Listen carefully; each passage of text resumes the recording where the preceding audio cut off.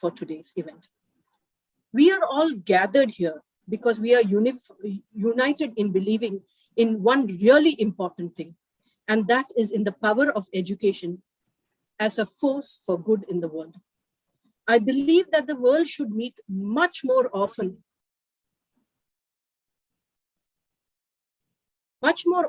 than it does today.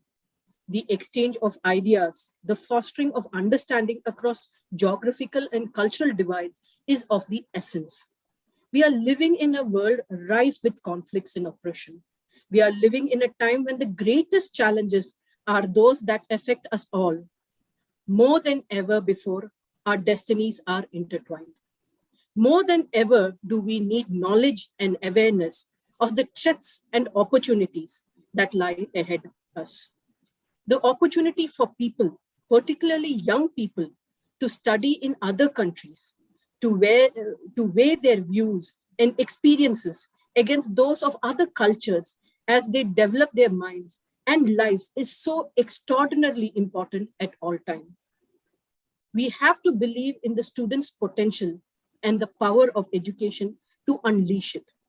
It all comes down to this. Let's be restless. Let's summon all our ambition, all our passion, all our focus, all of the best policy minds. Together, let's seize the opportunity that this summit presents. So without further ado, let us begin with this session, the welcome address by Mr. Vijay Kumar Nair, founder, Global Education and Careers Forum, or the GECF in short. Thank you, Reshmi. Am I audible? Yes, you are. Thank you. Greetings of the day to one and all present here today. Welcome to the curtain raiser of the Indo-US Higher Education and Career Summit 2022-2023. This summit aims to showcase higher education and career opportunities in the USA. The summit also takes the lead in establishing academic engagements between Indian and American higher education institutions.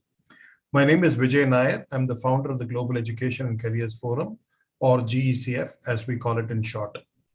It is my pleasure to welcome all the speakers and introduce them in the order of their speaking slots. Mr. Naveen Mittal, IAS, Commissioner, Collegiate and Technical Education, Government of Telangana, and the Chair of GECF. Sir, it is your vision that study abroad aspirants at higher education institutions must be mentored on campus. You have taken the lead to empower colleges in the state to develop this ecosystem. Welcome, sir. Dr. Catherine Frank, Chancellor, University of Wisconsin-Stout, you are a friend and a guide of GECF. Under your leadership, GECF proposes research collaborations, showcasing young achievers in the state of Telangana and Tamil Nadu, and establishing short-term student and faculty mobility between both countries. Welcome, Chancellor Frank. Dr. Mrs. Pankaj Mittal, Secretary General, Association of Indian Universities.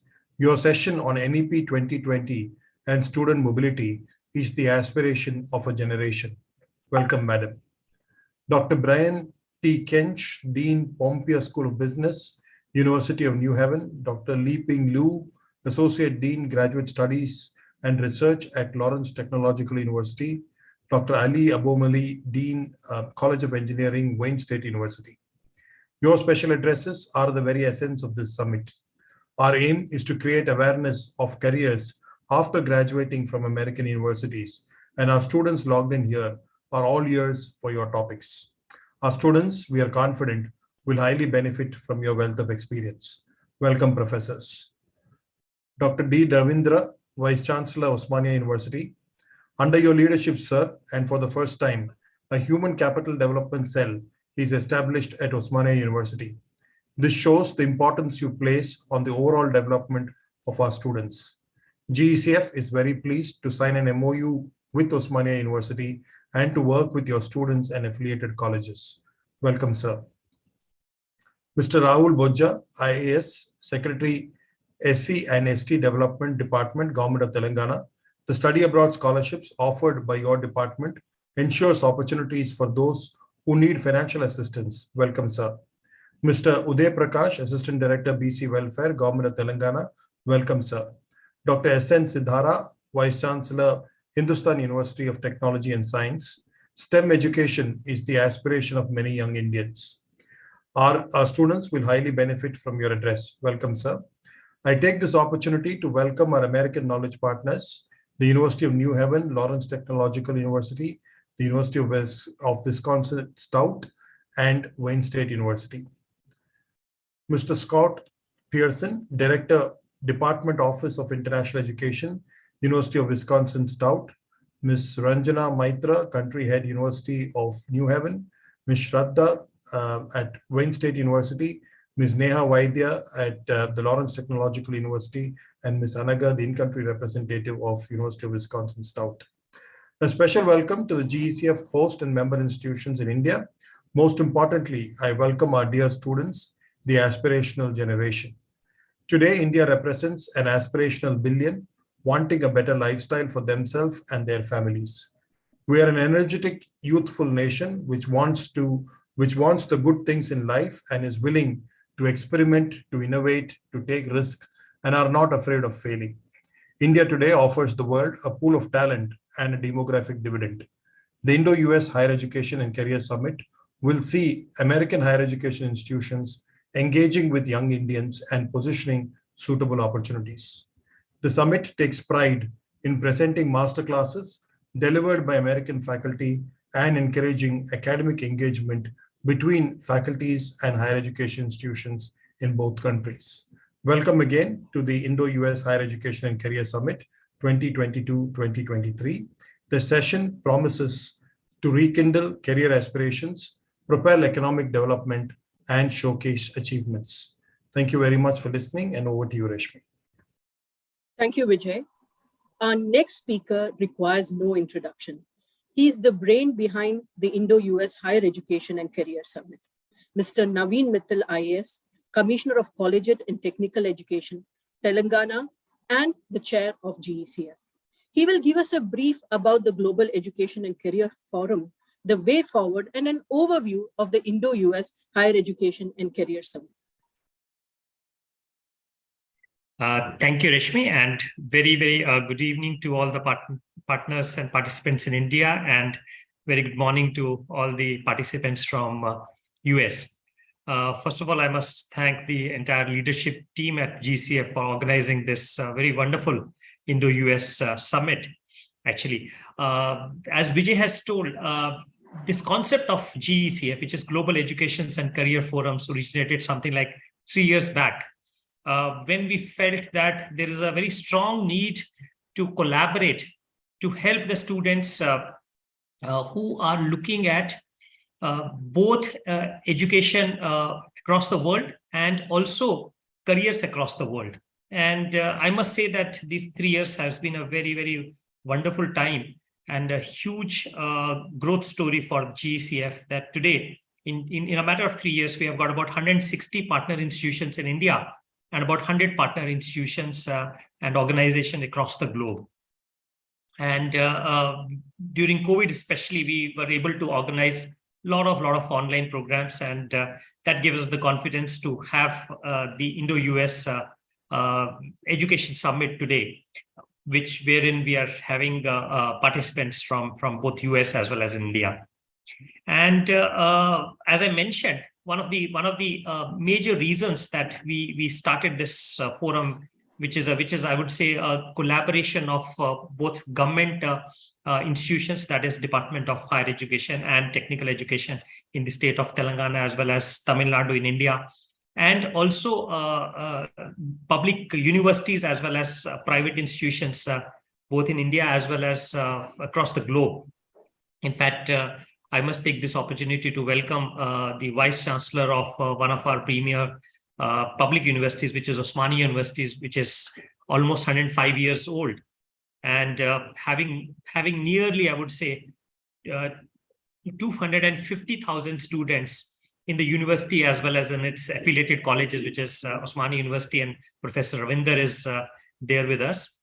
I also take this opportunity to welcome Chancellor Catherine Frank from the University of Wisconsin Stout, as well as deans from the Lawrence Technological University, the University of New Haven and the Wayne State University, who have agreed to speak to the audience, and also the Vice Chancellor from the Hindustan Institute of Technology and Sciences also.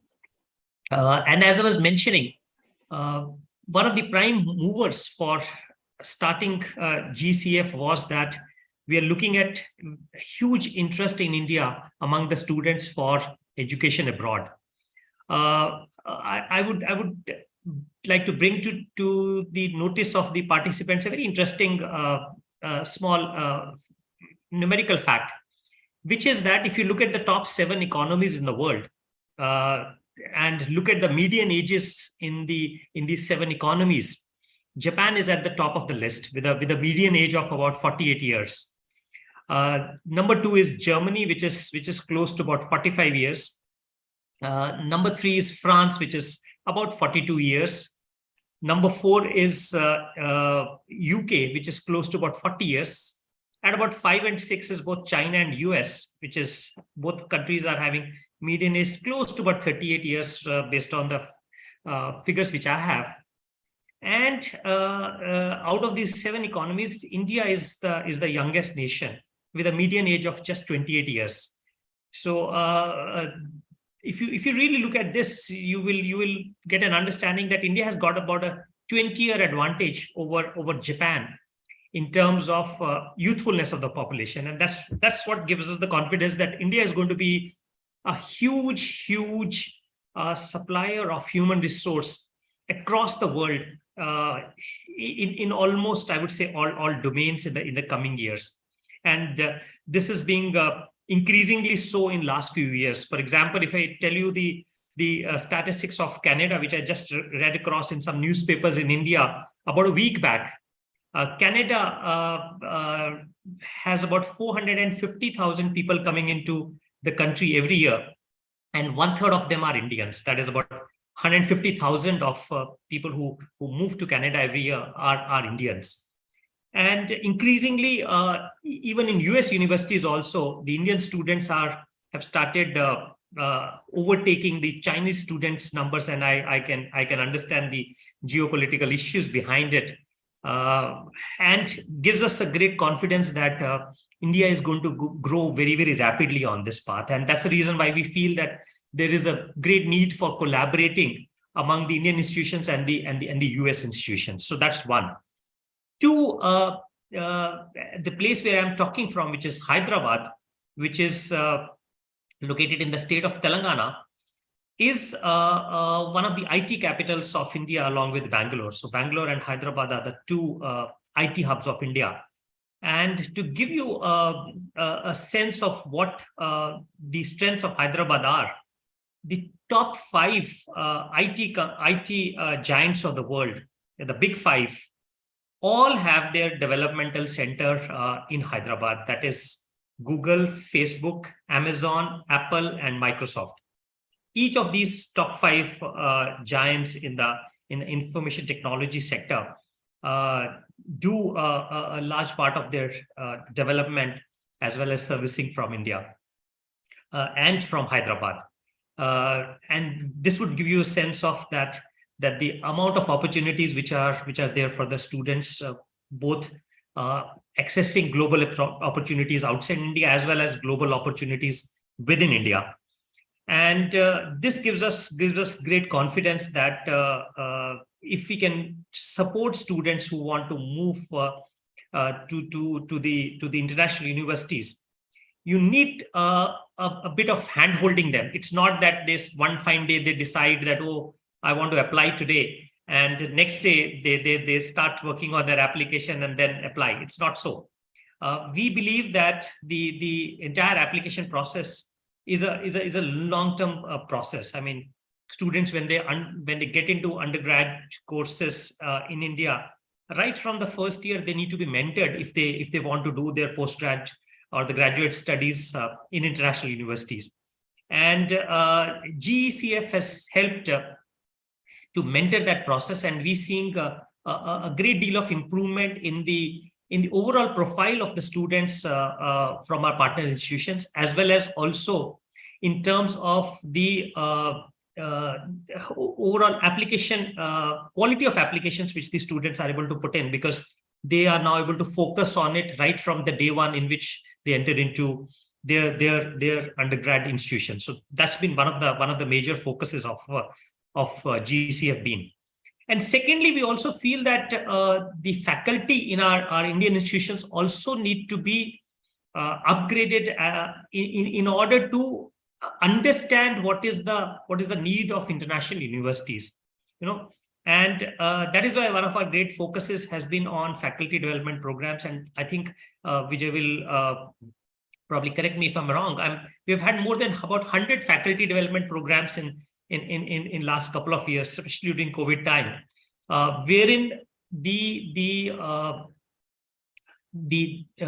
international universities actually organized an online faculty development program for our partner institutions in India. And that has been, I would say, very, very helpful in making the faculty here aware of what kind of expectations are there in international universities. And I must say that this is a work in progress. And I'm very, very sure that this Indo-US summit would really help to bridge the institutions in India as well as institutions in US, and ensure that we understand each other and we understand each other better, and also are able to transform this understanding into some action points which we can then implement over coming few months to help each other in partnering better. And I must again take this opportunity to thank our entire leadership team who have really worked very hard to put this together, and also our international partners, especially the partners who are present here today, as well as our partner institutions in India too. And I'm sure that this summit will really be a very, very useful summit to deepen these partnerships among us. Thank you very much, and best wishes from my side. Thank you very much, sir, for taking time out of your very busy schedule to join this session today and give us this information. Thank you very much, sir. Our next speaker is the 8th Chancellor of the University of Wisconsin-Stout, a member of the University of Wisconsin system. Before her appointment as Chancellor, she served in 2 roles prior at the Central Washington University as Provost and Vice President of Academics and Student Life and Vice President of Academic Innovation. It is my privilege to introduce you all to Chancellor Catherine Frank, who is going to talk about linking education and research to regional workforce development. Chancellor, as they say, the stage is all yours. Thank you so much, and good evening, everyone. The University of Wisconsin-Stout is so pleased to be one of the newest members of the Global Education and Careers Forum as a U.S. knowledge partner, having signed our MOU back in September of 2022 in India. So I'm going to begin by providing a couple of contextual slides, and then I'm going to move into talking more about the University of Wisconsin-Stout as a case study. So as you just heard, the opportunities for prospective students to pursue higher education in the U.S. is stronger than ever. And U.S. universities and our communities are very, very eager to welcome students from India. It's truly a win-win relationship for us as well as for our partners. The number of international students, as I believe you all know, in the U.S. experienced a significant decline during the global pandemic, but now India represents the fastest growing international student demographic in the U.S. And as you just heard, the number of Indian students in the U.S. is set to surpass China in the coming months. And as of September, when I was in India, an unprecedented number, more than 80,000 student visas were issued to Indian nationals. And I know that number continues to climb. So another thing to understand is that our nation has a shortage of highly skilled employees, particularly in the STEM sector. So in the Midwestern United States, where UW Stout is located, it is considered a manufacturing, high-tech, and financial sector hub. And supply exceeds demand right now in terms of the number of positions and skilled workers available to fill them. Students, and including international students, have unprecedented opportunity to obtain employment post-completion of their studies. Approximately 25% of all US billion-dollar-plus startups had a founder who was a former international student. I just found out that fact, and I find it very interesting. And according to the Bureau of Labor Statistics from the United States Department of Labor, Wisconsin unemployment rate is currently at 3.2%. Now, this is a big improvement from a peak during the global pandemic of approximately 14.1%. That was in April of 2020.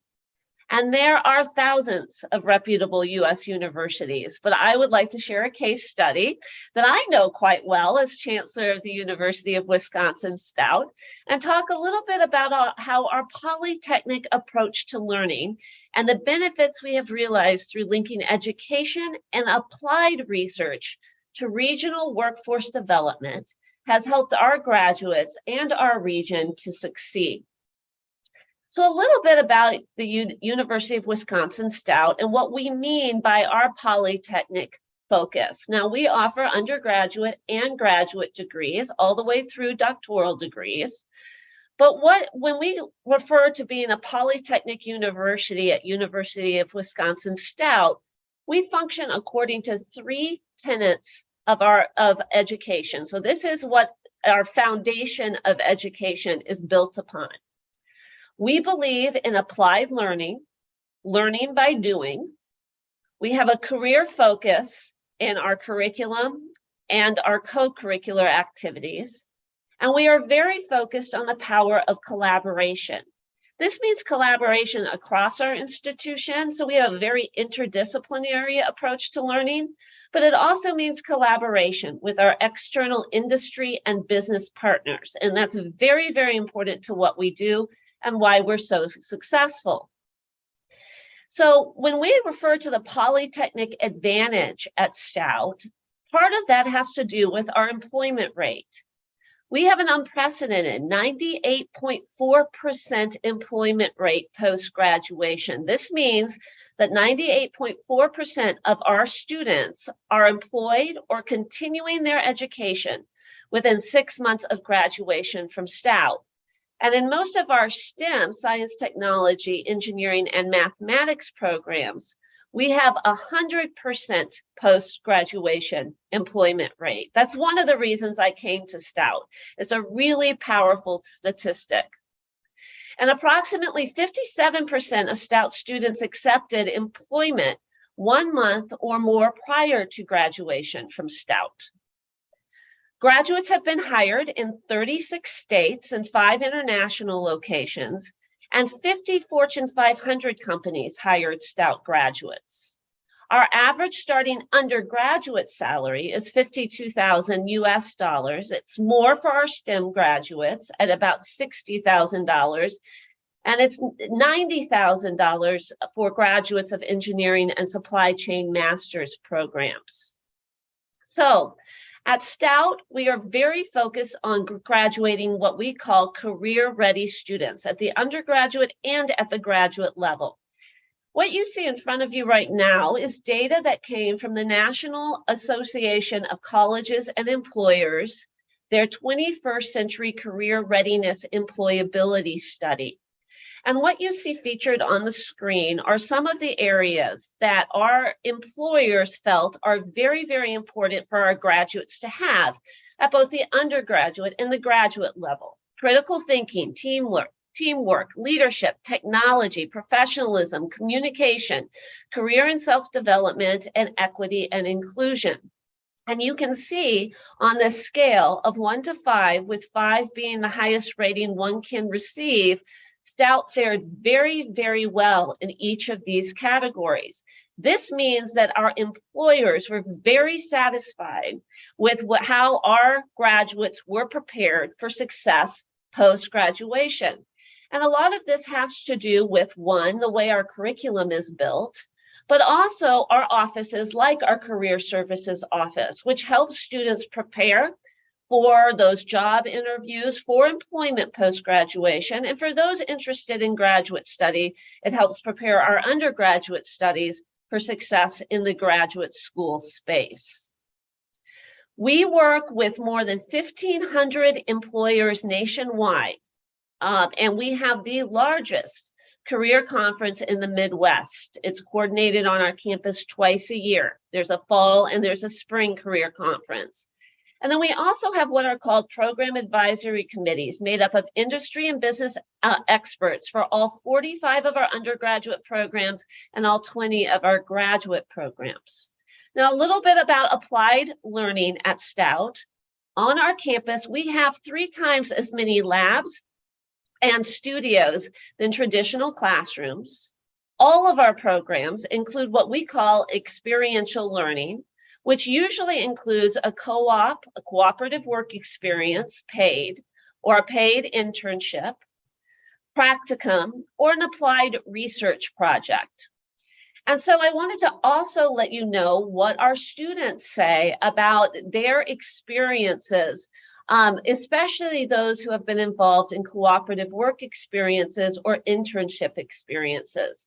And here you see how they rated their experience, what those learning opportunities taught them.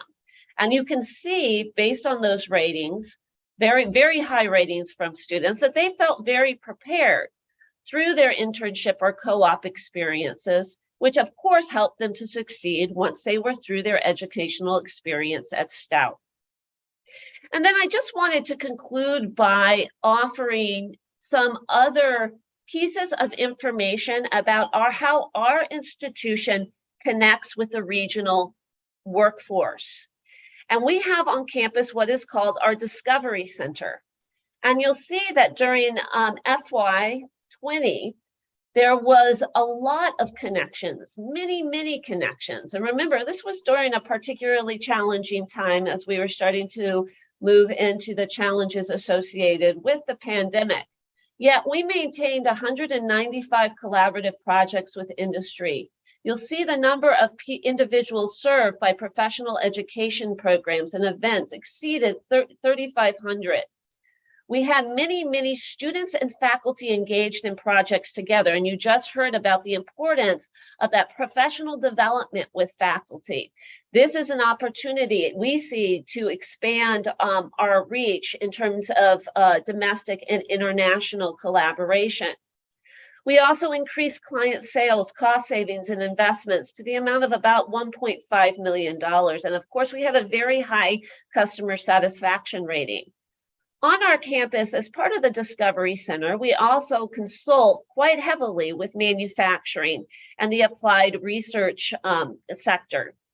We have on our campus what is known as the Manufacturing Outreach Center, and you see what it does. It delivers tailored services to specific circumstances, including process improvement, strategic direction, workforce training, and technology implication.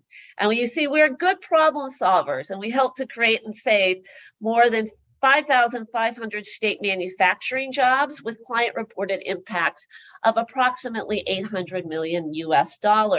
I point this out because this work intersects with what we do in the classroom, and students are involved with this work. So our connection, that applied research, that applied learning, our career focus, and our collaboration, which is the foundation of how we educate at Stout, makes us successful on campus, and it makes our graduates successful once they leave their our campus. So we believe that institutions like UW-Stout that prioritize an applied experience better prepare students for career success.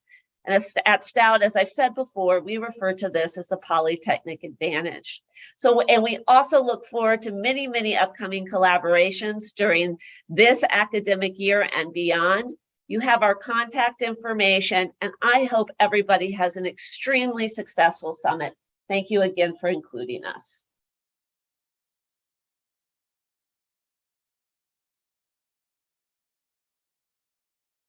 Thank you very much, Chancellor, for that very informative session. May I now request Dr. Pankaj Mittal, Secretary General of the Association of Indian Universities, to enlighten us about the National Education Policy 2020 and the opportunities for international student mobility. Ma'am, over to you.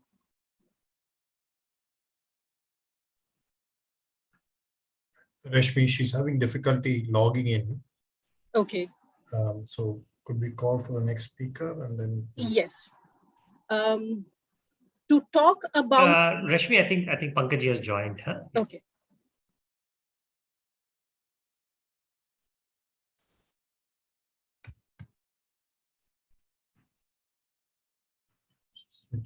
You can just please again, because I think she was. I was not able to unmute myself. Yeah. Okay. Thank you. Thank you.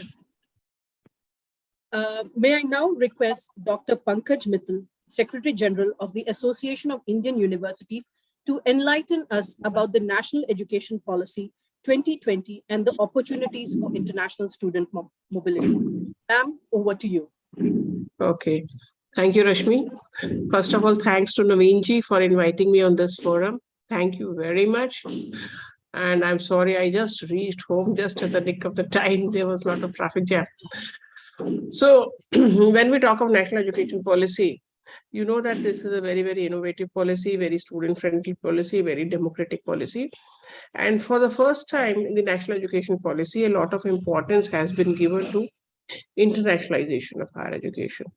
So the policy does recognize that India is not doing very well in terms of internationalization. For example, if you see the number of foreign students who are coming to India and the ones who are going out of India, there's a vast difference. The number of students who are coming to India is around 48,000 as compared to around 10 lakh students who are going out of India every year. And these 10 lakh students spend the money on these international studies, which is equivalent to almost the entire education budget of India.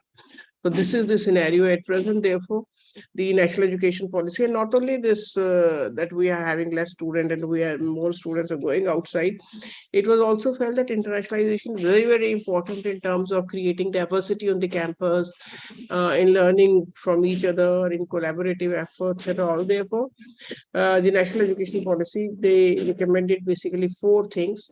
First was allowing international universities to come to India and set up their campuses on the Indian soil. Now, this again is something which we have been waiting for a long, long time. And this has come true now in the national education policy. And very soon, the University Grants Commission will be coming out with the regulation, and which will be enabling regulation to allow foreign universities to come to India.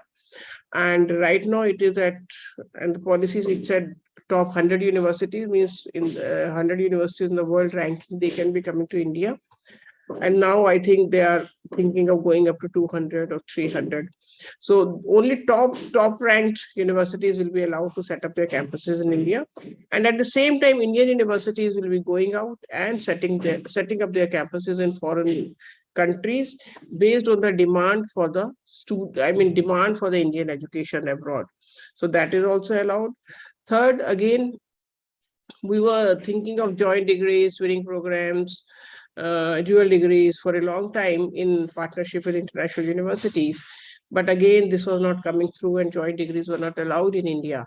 And many times the international universities used to tell us that what is this, India is not even allowing the joint degrees. But after this policy, the joint degrees are allowed, dual degrees are allowed, twinning programs are allowed. And the UGC has already issued the regulation for entering into joint degree programs. The only condition is that from Indian side, the university should be, we call it 300 and 1000. 3 means the university should be rated by NAC with at least a score of 3, or it should be in the top 100 NIRF universities, which is the National Institute of Ranking Framework of India, or it should be in the top 1000 universities in the world rankings. So this is the condition for the Indian universities. But for the foreign universities, the condition is only one, that they should be amongst the 1000 universities in the world ranking. It could be either Times Higher Education ranking or QS World University ranking. So in both the cases, the universities can have twinning programs, dual programs.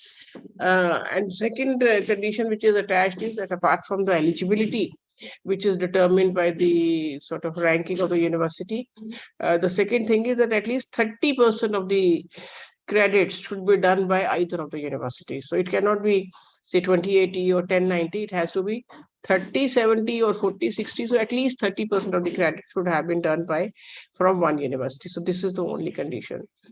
Then one more thing which it has, I mean, these are small things, but then it has been given importance in the national education policy. That is establishment of international students office in the universities.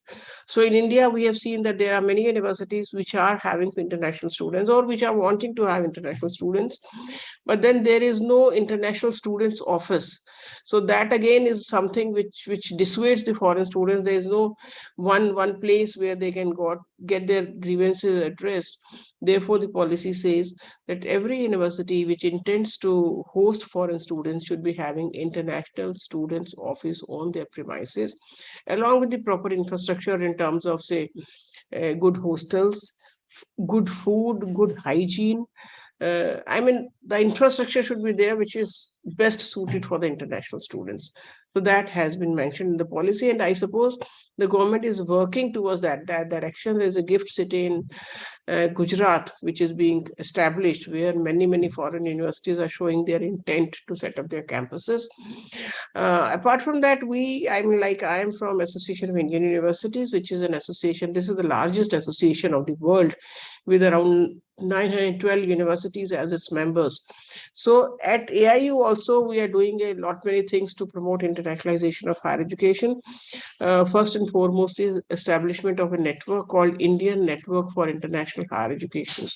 So now this network has been established because many times we have seen, like when we talk to the vice chancellors of these 900 universities, that many times the universities have an intention to promote internationalization. They want to have collaborations with the foreign universities, but they don't know how to approach the subject, whom to talk to, whom to collaborate with, how to start the collaboration.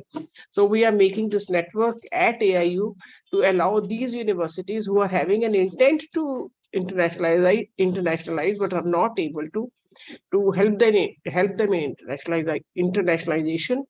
Second thing which we are doing is when we go to the foreign countries, we see that many a times they are struggling with which university to collaborate with.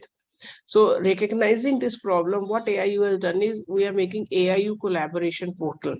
So what happens right now, the information which is available in the public domain about the university is their NAC rating and the NIRF ranking, means how the university is performing overall and what is their ranking.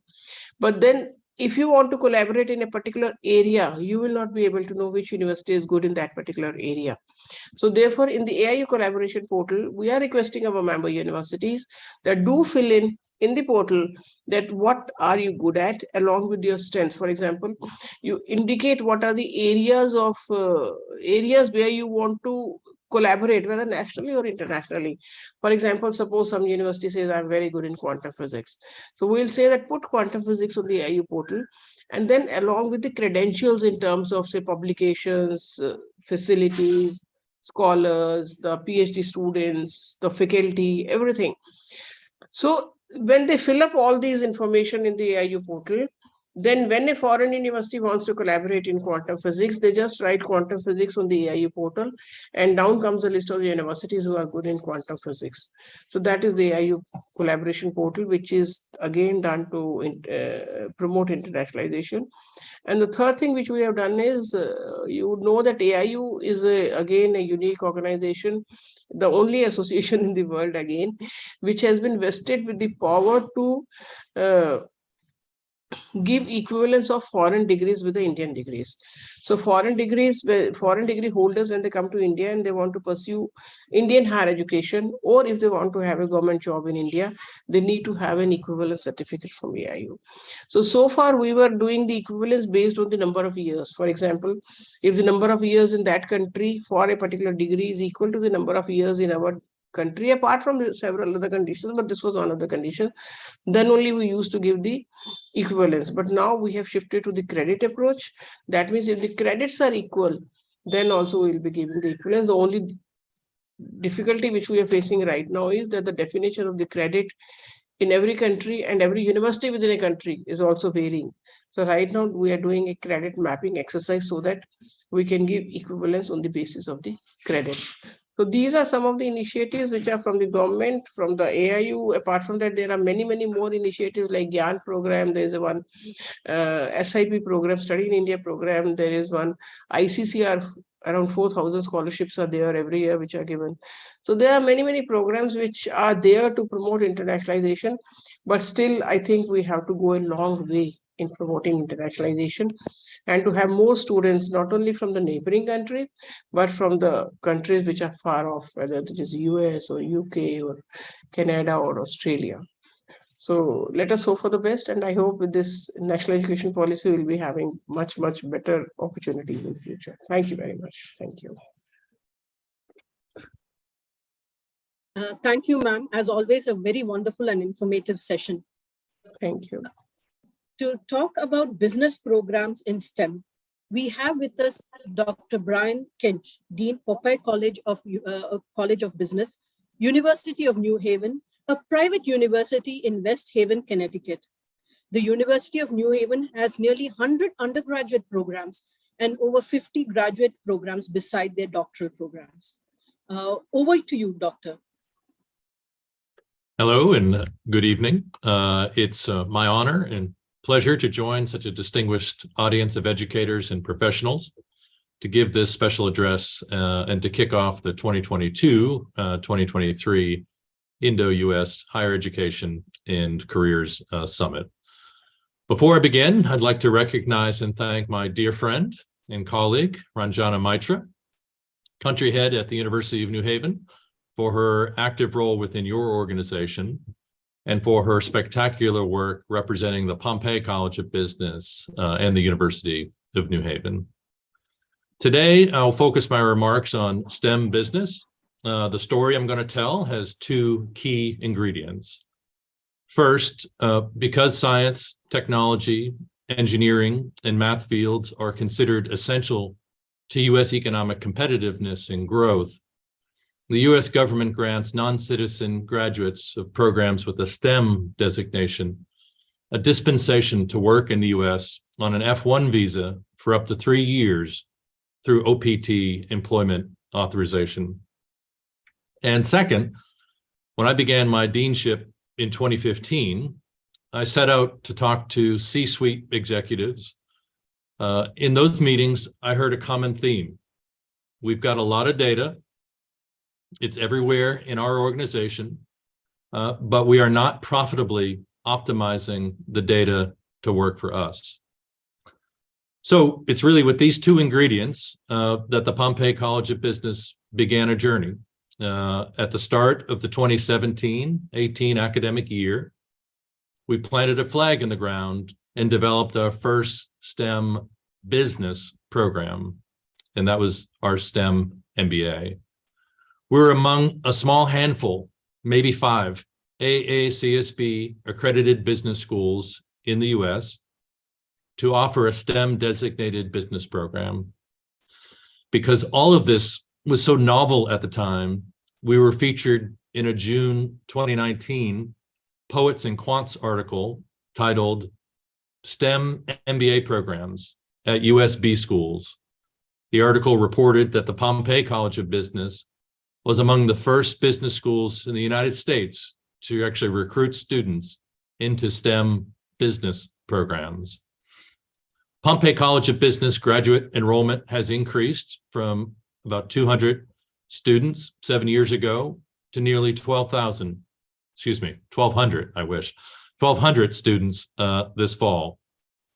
And thanks to the many individuals in attendance at this conference, the Pompey College of Business has nearly 10,000 applications for 400 available program seats for our spring 2023 class. In only 4 years, 75% of all graduate business students at the Pompey College of Business are enrolled in one of our 9 STEM business programs. So I'd like to tell you a bit about 3 of them. Our MS Business Analytics program is our most popular STEM business program. As many in the audience might know, business analytics is an emerging field that applies the tools of machine learning and artificial intelligence to specific business domains, such as finance, marketing, human resources, and excuse me. Yeah, any help is needed? Nope, I'm good. The job of a business analyst is to apply artificial intelligence and machine learning tools to process and analyze vast amounts of complex and quickly changing data, and succinctly present those results for decision makers to use. Business analytics is one of the hottest new fields in business, with more job openings than there are supply of skilled employees to fill those jobs. As a result, job offers are frequent and salaries are high. Our graduates in the Pompey College of Business are employed at multinational organizations such as Amazon, Goldman Sachs, Deloitte, Medtronic, to name a few. Our STEM MBA has the second largest number of graduate students in our college. The MBA has 4 STEM business designated programs: data analytics, financial analysis, global supply chain management, and marketing and digital marketing. Our STEM MBA graduates are in very high demand in the US and globally. Graduates work at companies such as PwC, Goldman Sachs, Redkit, Bank of America, Ernst & Young, and also at consulting companies, financial institutions, the insurance industry, and manufacturing companies. Demand for STEM MBAs is widespread and in all sectors of the global economy. Our STEM MS in finance and financial analytics is also very popular. In this program, students learn the technical and analytical skills that are in high demand in the finance industry. Here in the US and around the globe, students in our program learn from faculty who are seasoned Wall Street professionals, who have held top positions in global debt and equity firms. The professional networks of our faculty are substantial, which brings a great deal of value to our finance students on the job market. Recent graduates are employed at the Carlyle Group, Chase, FactSet, and again, Goldman Sachs. 5 years ago, the Pompey College of Business made a strategic decision to adopt a hub and spoke model for our business analytics programs. This means that each STEM business degree program taps into a core set of business analytics courses. Now I'll describe just a few of those courses. In our foundations class, all STEM business students become proficient in Excel analytic tools and obtain a solid foundation and introduction into RStudio programming to effectively compute statistical and graphical procedures. Data visualization and communication is a class where students focus on the art of communicating ideas through data and developing skill sets to visually display the data for maximum impact. Unsupervised machine learning is a class where students receive applied training in unsupervised learning tools such as association rules, cluster analysis, and text mining. Global supply chain management is the first class in a sequence of supply chain management and logistics classes where students learn the managerial activities required to provide the right product or service in the right quantity, with the right quality, from the right source, at the right time, for the right price, through the use of global supply chains. And Power BI and dashboarding is perhaps our most popular course. Here, students gain capabilities in dashboarding and become proficient in using Microsoft Power BI's quantitative and computational capabilities across various business domains. In each of these classes and more, Pompey College of Business students study alongside faculty who are either leaders in their field or executive business practitioners with rich experience in the field. Both types of faculty have deep industry networks that help our students find internships and employment. In addition to traditional coursework, the Pompey College of Business Advisory Board and other industry leaders visit each semester to talk with our students about leadership and the dynamic changes happening in the marketplace. They frequently highlight pain points for their businesses. And of course, the flip side of this coin, a pain point, are job opportunities for our students to pursue. Well, what does the future job outlook look like for STEM business graduates? Simply put, exceptional. Indeed, a 2022 analytics trends report by MicroStrategy reveals that more than half of all businesses around the globe view data and business analytics as a core component of their operations. And with the ever increasing amount of data being created, the US Bureau of Labor Statistics expects the number of data analysts hired in the US to grow by nearly 25% this decade. So I hope that this broad overview of STEM business that I have given is helpful. At the University of New Haven, we welcome students from all over the world and provide a welcoming and hospitable environment in which students are empowered to learn and to succeed. We view the personal and professional development of our international students as a key component of our global mission to educate the next generation of business leaders. Thank you for inviting me to present today, and I hope each of you have a very successful and productive conference. Thank you.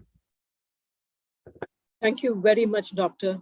I'm sure many of the students would be in touch with you for more information about the business programs in STEM over the next couple of months. Our next speaker of the evening is Dr. Li-Ping Lu, Associate Dean of Graduate Studies and Research, Lawrence Technological University, Michigan.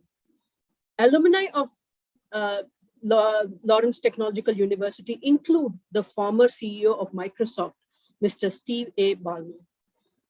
Dr. Lu will talk us through the career opportunities for students at LTU and in the Metro Detroit area. Doctor, welcome.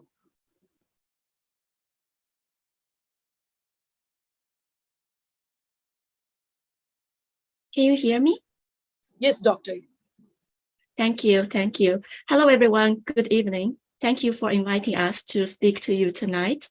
For those of you who don't know, Lawrence Tech is a small private university located in Metro Detroit area. We are very happy to be part of the Global Education Careers Forum. And we have a lot of alumni and current students from India. And we look forward to welcoming more of you joining us. So today, it is my honor to join all of you. And my message is meant to the students. We would like to share with you and discuss a topic that many of our prospective students are interested in, that is during their study in the United States and after their graduation, what kind of job opportunities or working experience they may get. So first of all, I would like to mention to you that no matter which university you attend, make sure to talk to the Office of Career Services on your campus. Depending on the university, the name of this office might change a little bit, but they are all serving you for the same purpose. They can help you in multiple aspects of your career advising and job hunting. For example, they would provide career development workshops for you. They will connect you with a lot of co-op and internship opportunities. And if you are writing a resume or cover letter to apply for a job, make sure they review them and revise them for you. If you have an interview coming up, you can also request a mock interview practice with the staff members in your career services. So while you are on campus, please make sure that you take advantage of all the resources that are available to you. Each university also have a main job online portal. For example, at Lawrence Tech, we're using Handshake. We have over 20,000 approved employers on Handshake, and more than 4,500 of them are located in Michigan.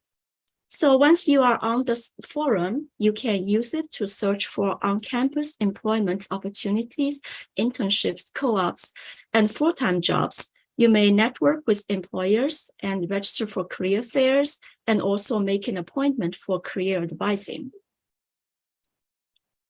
I would like to let you know that there are a lot of on-campus job opportunities, no matter which university you attend.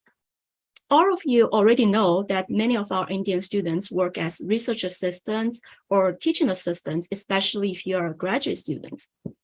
Other than that, you may also work as a department assistant, library assistant. You may work in university bookstore or university housing units. Many of our students also work as tutors at the Academic Achievement Center. If you are looking to get some industry experience, make sure that you attend the career fairs on your campus.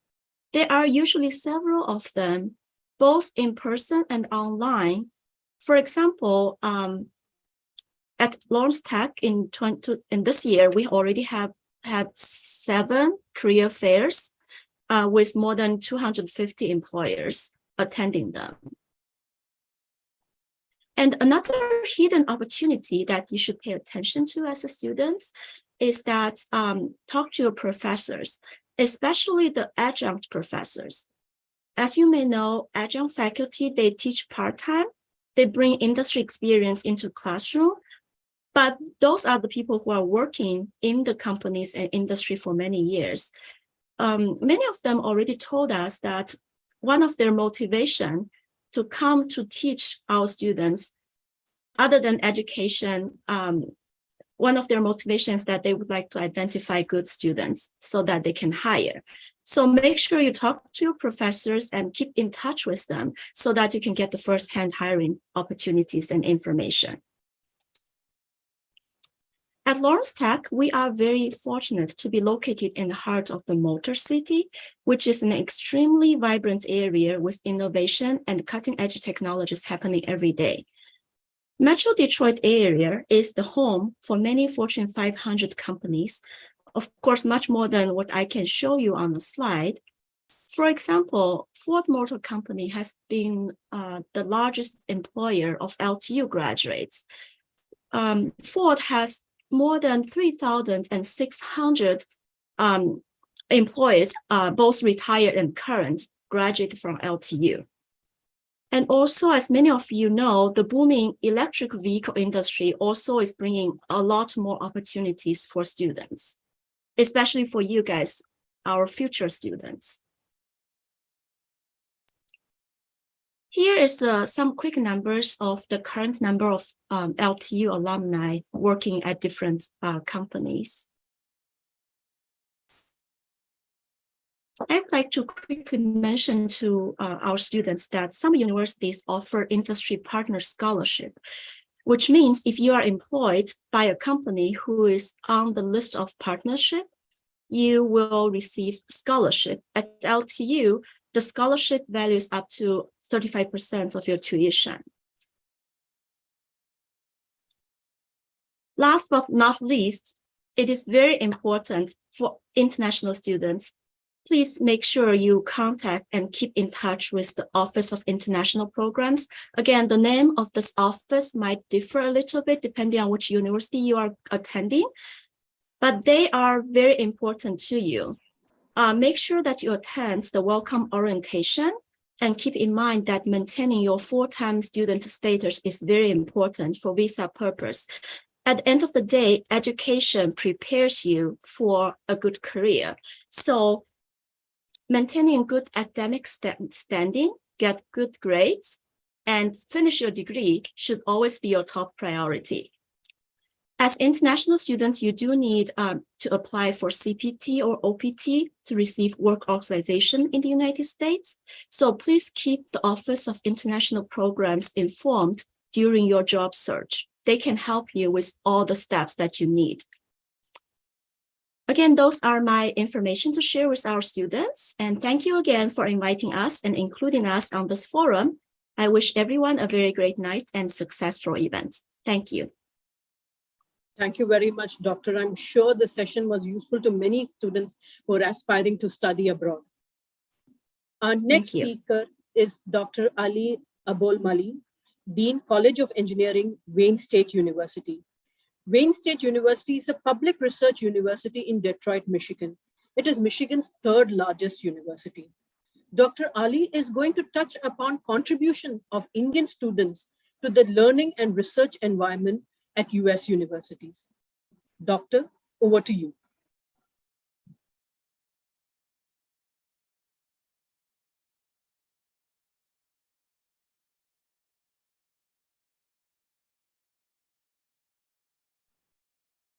Shraddha?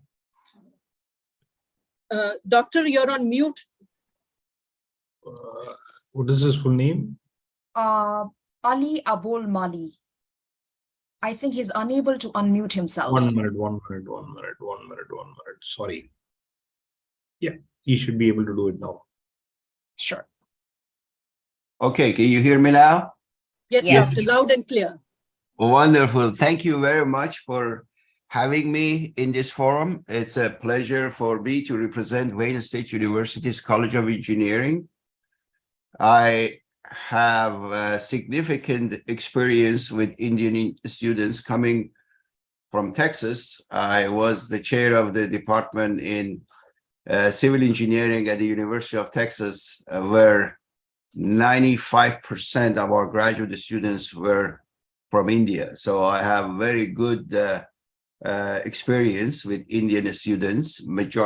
Actually 100% of Indian students launched to workforce after graduation. And they have been contributing significantly to the US workforce and to the US economy. Indeed, we experienced significant increase in number of Indian students, even during pandemic. Actually, in 2021, there were 12% increase in number of Indian students versus 8% decrease in number of Chinese students. So we have been receiving significant number of outstanding students from India, from all parts of India. Actually, I have a close connection with Hyderabad and Osmani University through many friends that I have from India. The number of the international students in general, they're contributing about $38 billion to US economy, out of which Indian students by themselves, a huge portion, which is $7.6 billion, help to US economy.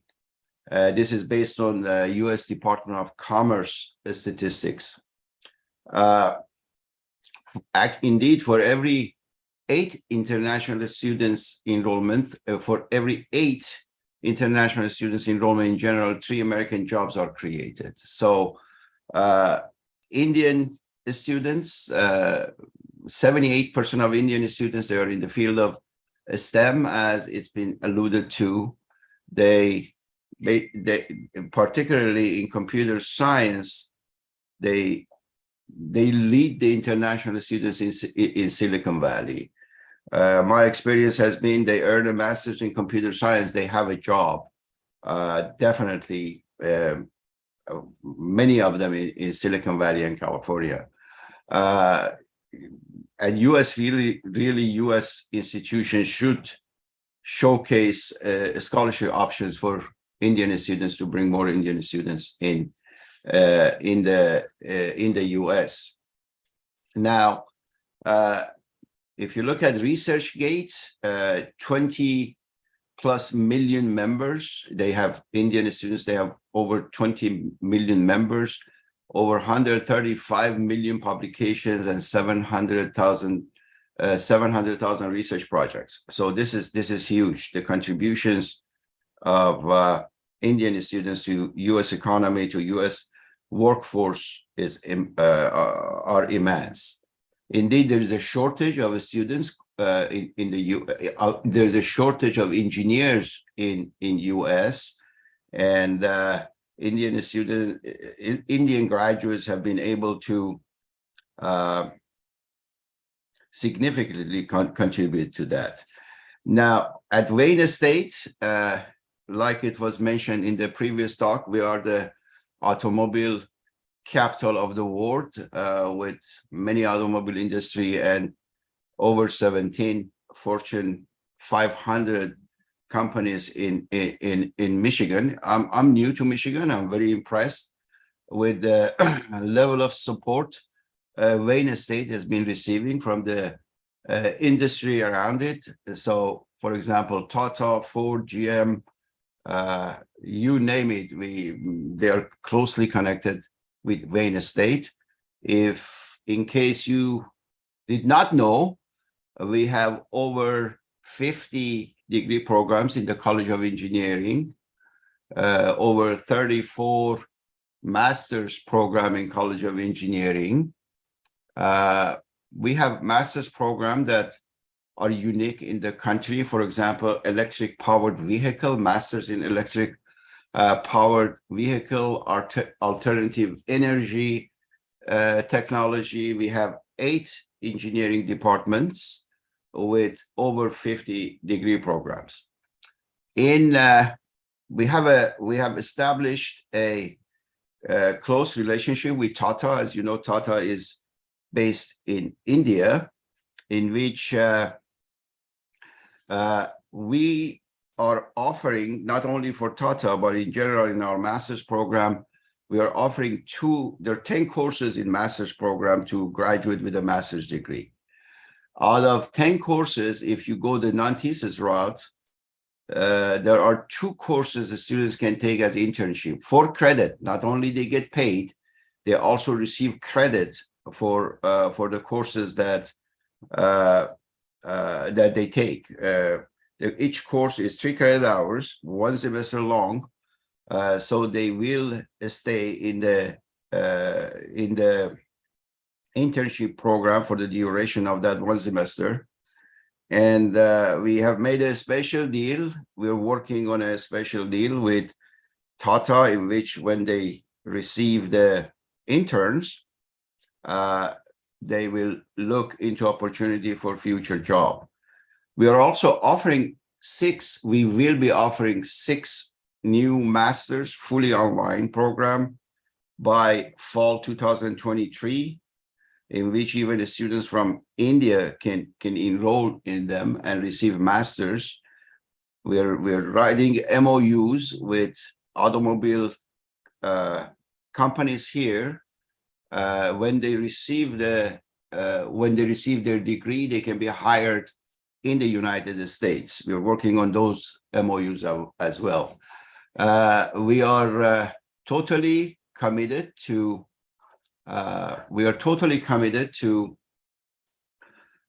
accommodate Indian students. Indeed, I waived the application fee for a period between October 1st to October 17th, because we know some Indian students, they have difficulties, not only Indian students, many international students, and some Indian students, they have difficulty with the form of the payment of the application fee. Not necessarily difficulty to pay the application fees, but they have the means of the application fees may not be there. So we waived the application fee for 17 days. We have over 700-800 applicants, mostly from country of India, and we look forward to having more Indian students to come here. We give you a special attention. we help you to secure a position, not only in Michigan, but also throughout the United States. With that, thank you very much for having me. I appreciate the time that you have given me. Thank you very much, Doctor, for that very informative session. Our next speaker requires no introduction. Professor D. Ravindra Yadav, Vice Chancellor, Osmania University. Professor Yadav has over 30 years of experience as a teacher ever since he joined the Political Science Department at Osmania University as a faculty member. The professor is going to address us on India's position as a supplier for professional manpower. Over to you, sir. Yeah. Good evening, Rashmi, and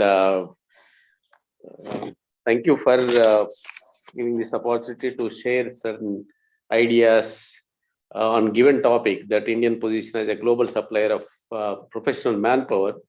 In fact, Sri Naveen Mittal Garu is most of the time which you exchange ideas on the institutional strengthening on academic and research, and subsequently is almost like source of inspiration for me to transform the university into a higher level.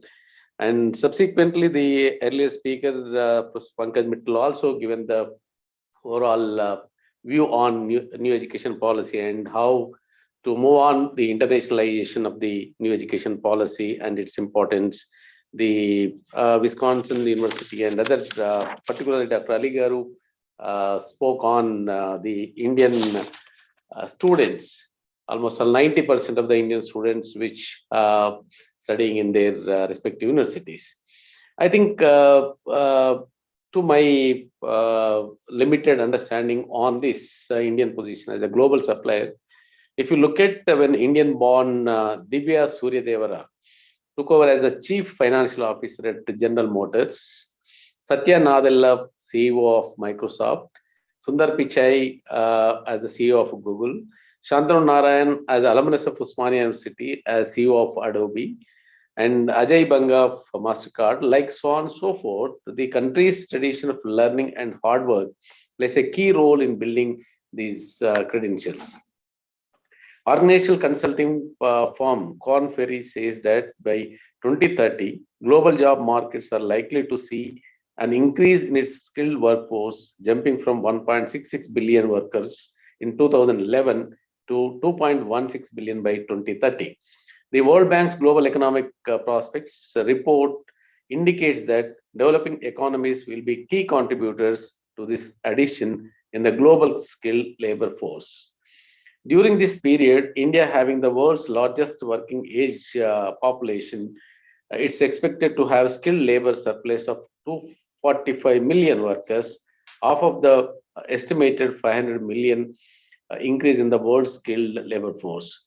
Even as most of the developed and developing economies are expected to grapple with talent crunch during this time, for India and for global job markets, this is a huge opportunity looming up on the horizon. With its vast pool of skilled talent and resources and excellent language skills, India is instinctive choice for many multinational companies. According to an analysis by Bloomberg News on the UN population projection data, India's millennial generation is bigger than China's or the US, which will boost the nation's labor force to the world's largest by 2027. With China's workforce shrinking, India is at an advantageous position to become the world's leading provider of world-class talent. Another trend worth noting is how major corporations based in the US or Europe is spending monies to acquire smaller startups and companies in India and thereby obtain full access to the talent and expertise that they require. Today we see Indians in senior leadership roles in the corporate world globally, and it proves that we have in-house talent that can be nurtured and prepared to meet the capabilities required to work in a global market. Indian executives possess traits that are in high demand for global roles. They are multifaceted, quick to learn and adaptive. They also tend to be more eager to embrace challenge and adapt to new cultures.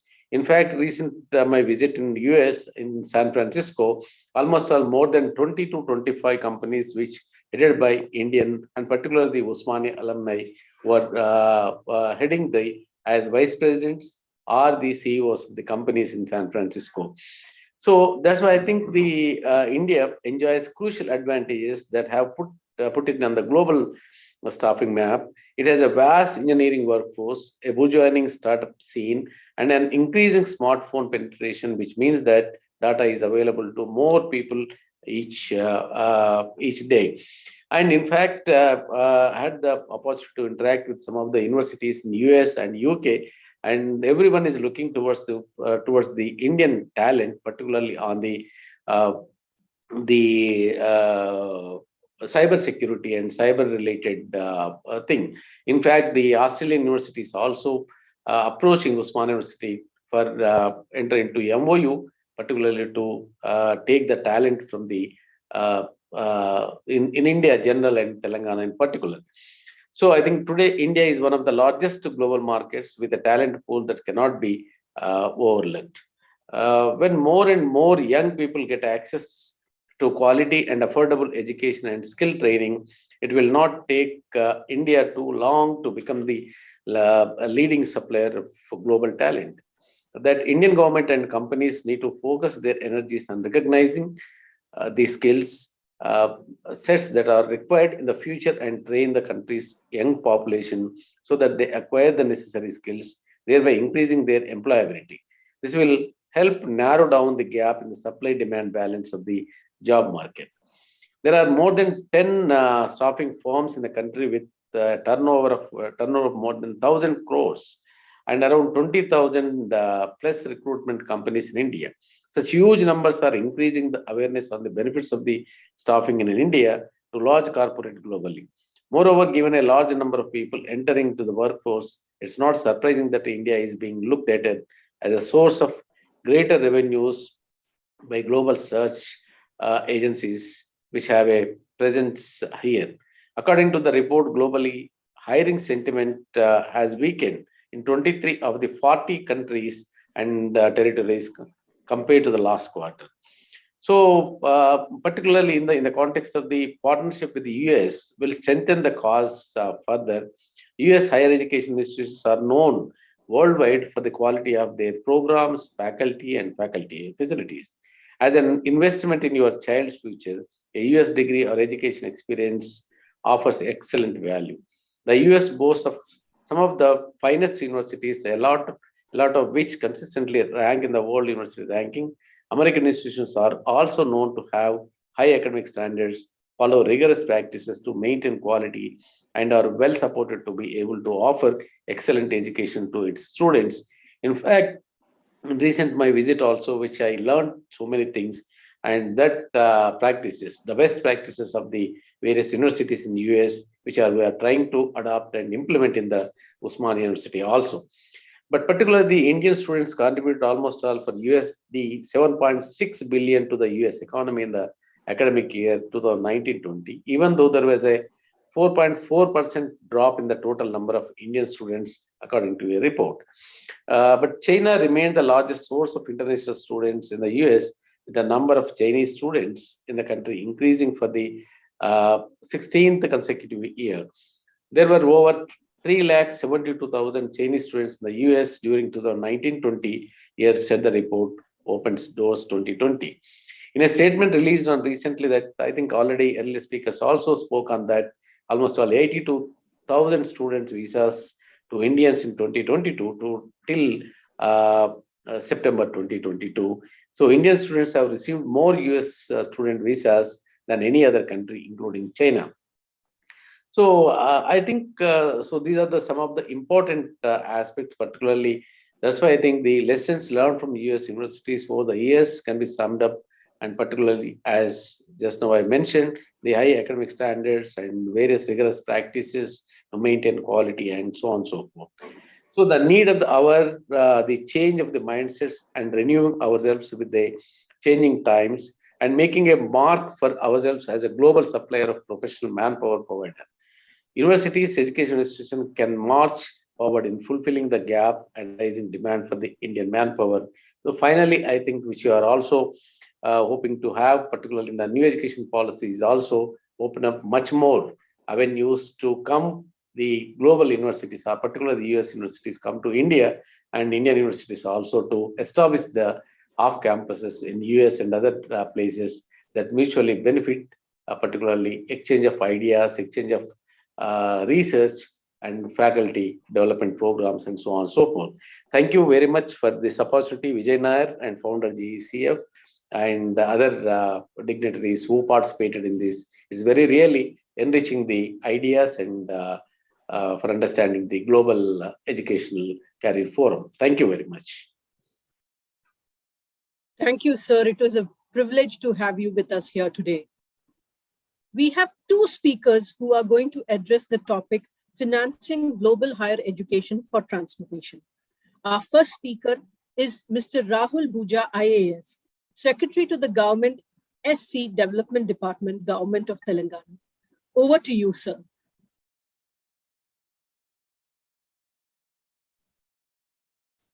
Rashmi, sir, just to join, could you call for the next speaker, please? He will come again. Our next speaker, who is going to talk about financing global higher education for transformation, is Dr. Uday Prakashan, Assistant Director, BC Welfare, Government of Telangana.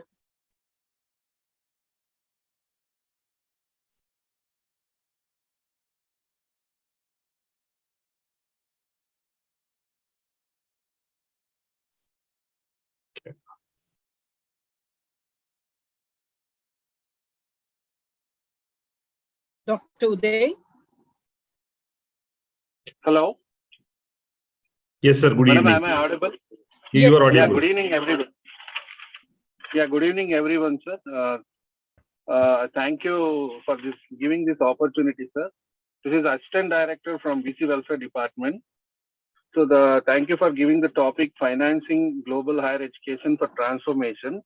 The government of Telangana is implementing many schemes, sir, for backward classes, out of which this overseas scholarship, which is a flagship program of this department, sir. So from the year 2016, we are implementing, government is implementing overseas scholarship to poor BC and EBC students who are interested to study abroad. So yearly, we have a target for 300 students, sir. For January, February, we have 150 students. And for September and October, we select 150 students, sir. So we are at present, we are permitted to study for 10 countries, which are most famous like USA, UK, Canada, Australia, Singapore, Germany, New Zealand, Japan, France, and South Korea. So we are giving around 20 lakh rupees. It's a financial assistance. There is no repayment for the students, and 50,000 up to 50,000 per air ticket. And we also give visa fee to the students, so poor students whose income is below 5 lakhs. Overall 5 lakhs, family income is 5 lakhs. The student should have 60% minimum in graduation, and he should have GRE or GMAT score and language score of IELTS, PTE, or some TOEFL. So we select purely on merit basis. We purely select on merit basis, sir. The student, so we have a huge demand. Every year we get around, for each session, 750 to 800 students. So, and we only select 150 students. So the selection process will be purely on merit, and they should, the merit list will be displayed, and the merit will be caste-wise, BCA, BCB, BCD, and EBC. And it's a very important thing, sir. Here we have EBC also. EBC, those who are economically backward from other open caste, we have 5% reservation for them also. So the government main intention is the students to get very good opportunity, and they should not have any financial problem to acquire their studies abroad. So as of now, sir, from last 5 years, from 2016, we have selected around 1,742 students till now. And we have incurred an expenditure of rupees 385 crores on this scheme. And every year, this year, we have an allocation of 60,000 crores, sir. And I thank this opportunity to the Global Educational Career Forum and College Educational Commissioner, Sir Naveen, sir, and our Secretary, Sir Rahul Bojja, sir. Thank you, sir. With this, I want to thank. Thank you very much, sir. Last but not the least, our final speaker of the day. It is my privilege to introduce you to Dr. S.N. Sridhara, Vice Chancellor, Hindustan Institute of Technology. Sir will address us on the changing landscape of higher education in India, the case of STEM education. Sir, over to you.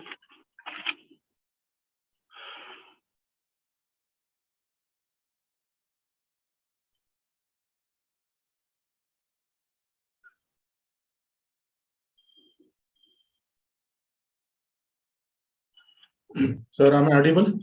Yes, sir, you are. Thank you. I would like to share my screen, please. Yes, sir. You have the permission, sir. You can, sir.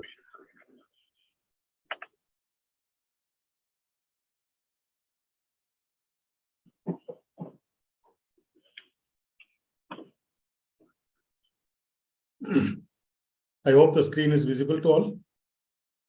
Yes, sir. It is.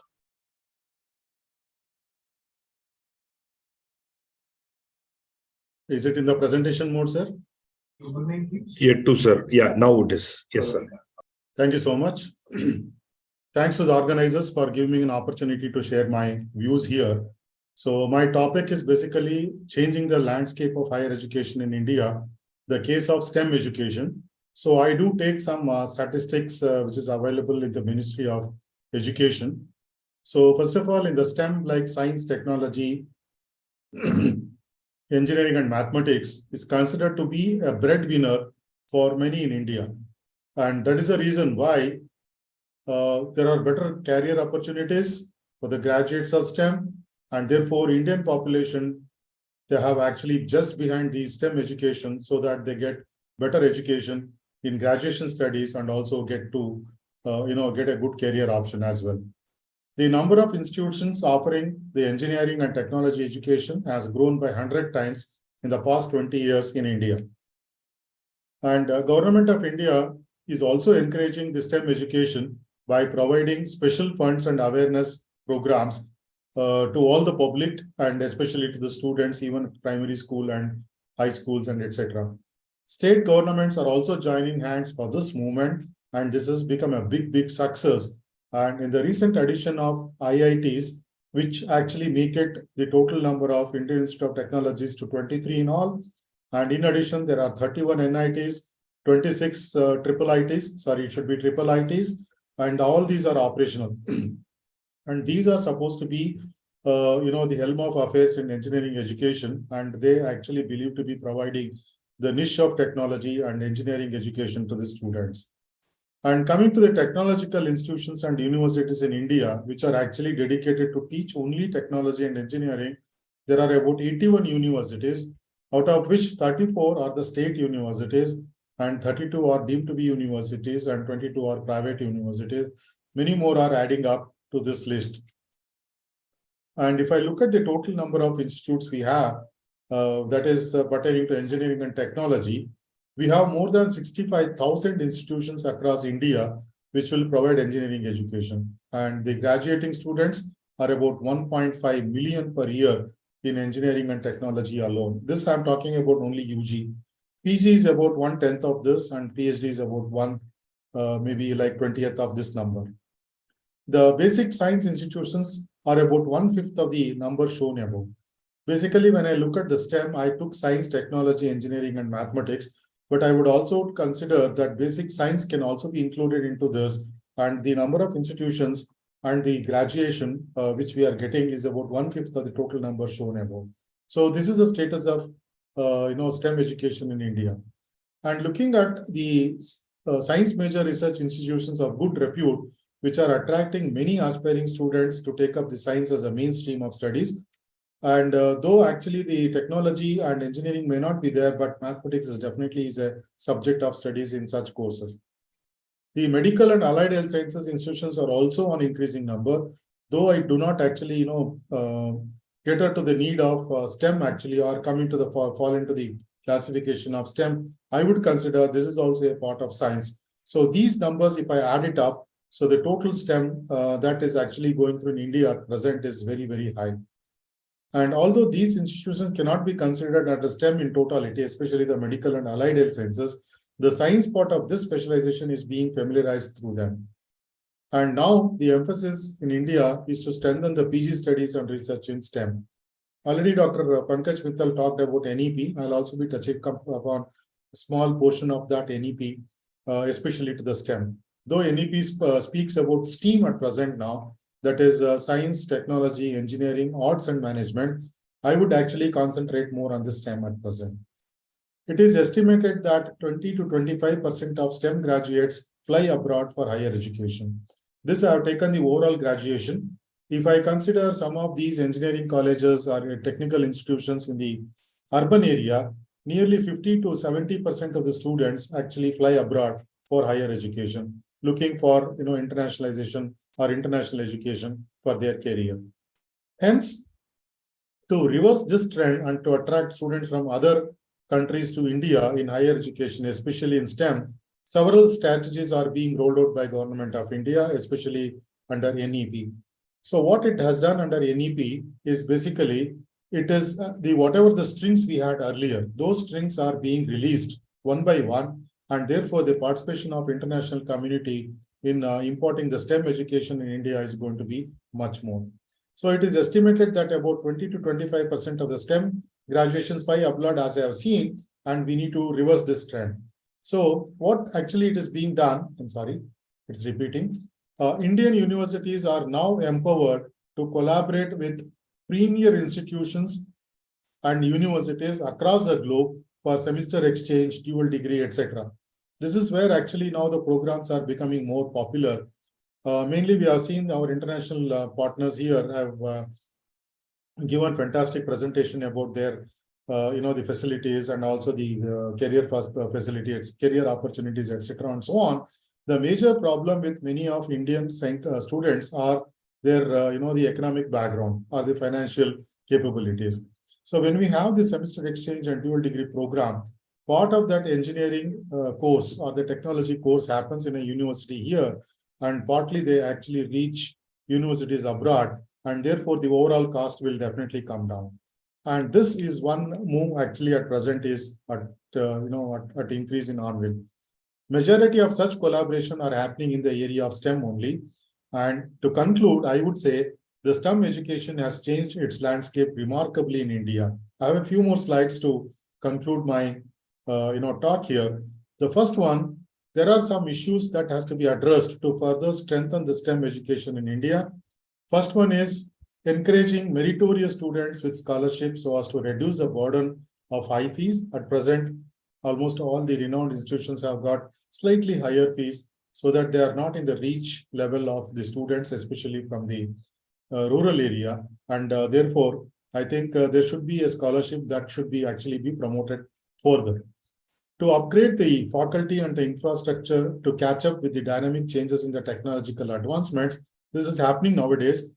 Basically, our curriculum and as far as the infrastructure has to be updated to meet the dynamic changes that is happening with the technological advancements.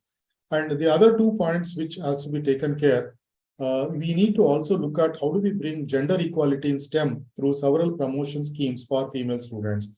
At present, about 20 to 30% in an average, we find the female student participation in the STEM education, which may be actually increased up to 50%. But of course, we need special promotion schemes for this to happen. And we need to also popularize science among general public through exhibitions, road shows, science projects, hackathons, etc., to catch the students when they are young. So these are the 3 or 4 points which I wanted to mention that what we can do further to popularize the STEM education in India. And that's all. Thank you very much for giving me an opportunity to present this for all of you. Thank you so much. Thank you very much for that very informative session, sir. It was wonderful to have you with us here today. I now request Mr. Lakshmi Narayanan, Secretary GECF, to propose the vote of thanks. It's definitely an honor to do the vote of thanks, actually, because this, for making this event to come together. I know there's a lot of people have involved, actually. I mean, a lot of hands put in their real time and effort to make this happen, actually. So it's a great opportunity for me to propose the formal vote of thanks, actually. First, I'll also go by the order of the speaker, actually. Let me thank founder of G, Vijay. Quite amount of time he has put in to ensure that a good amount of speakers are there today. Various kind of input has been given to every student who's been, or every institution who has been part of today, actually. Thanks, Vijay, for making it together and making it happen, actually. And always, this, whatever we are doing it today, or wherever the GECF is today, it's undoubtedly the vision of Mr. Naveen Mittal, Commissioner, College and Education. Thank you, sir, for your vision.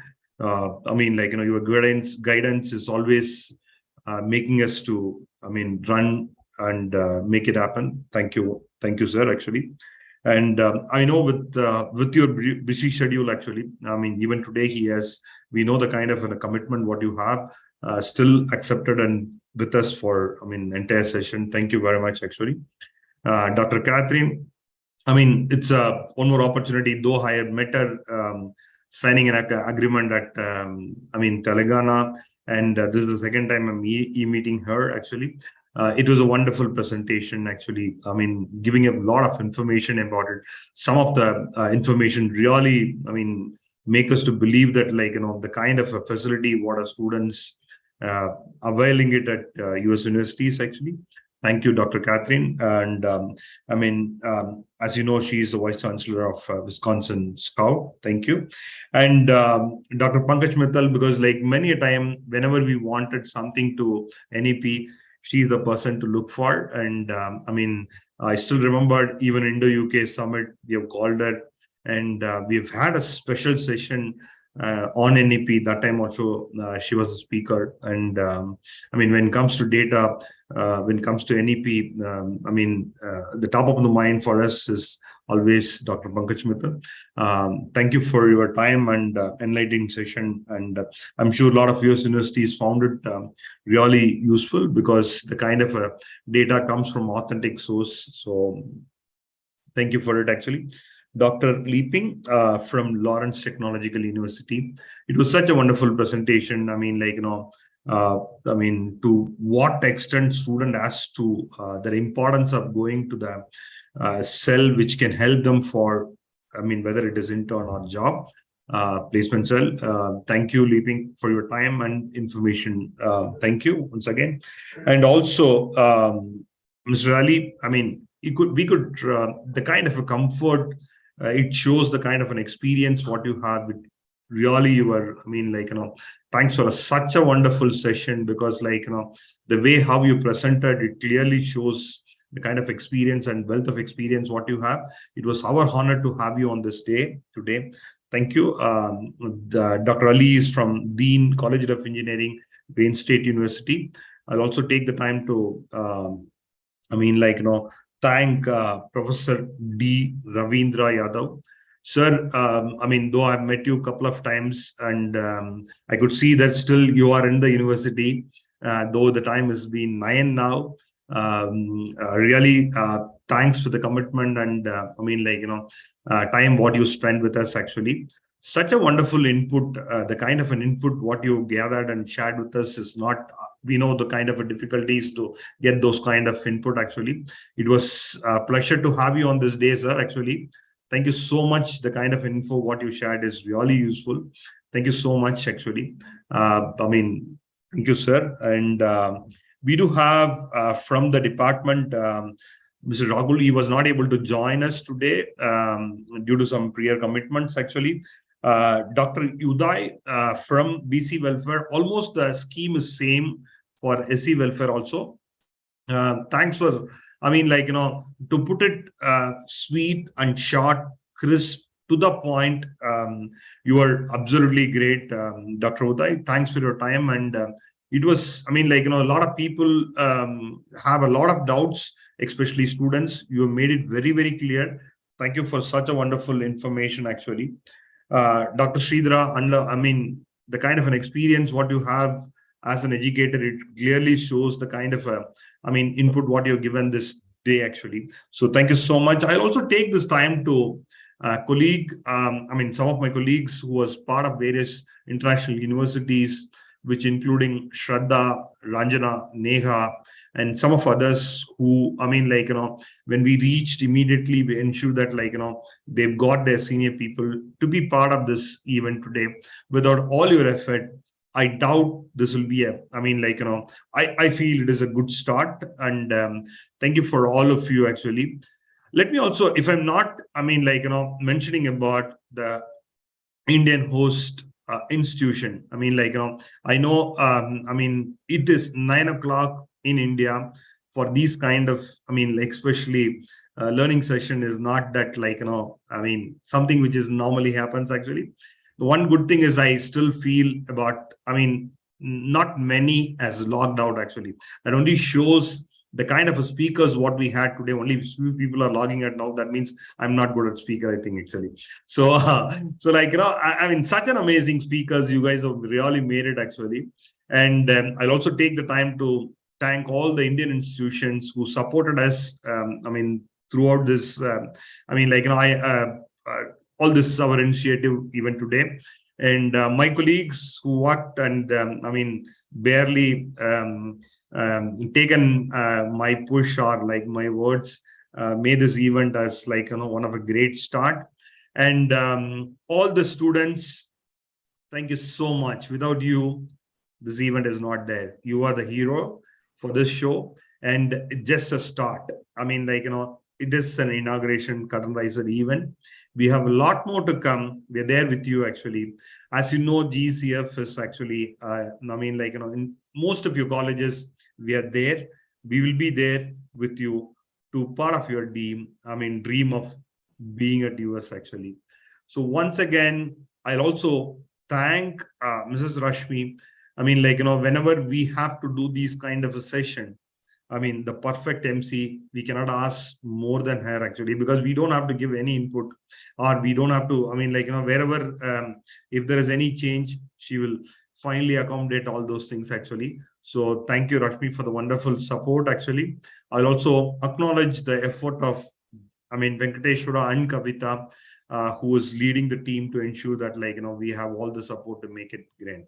So if I missed out anybody to mention, or in general, thank you all. Knowingly or unknowingly, or part of it, not part of it, made this curtain riser as a grand success.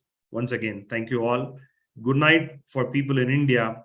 For people in US, have a great day. Thank you. Bye-bye. Thank you all. Good night, sir. Thank you. Thank you, sir. Thank you, sir. Thank you. Thank you. Good night. Thank you, Ranjana.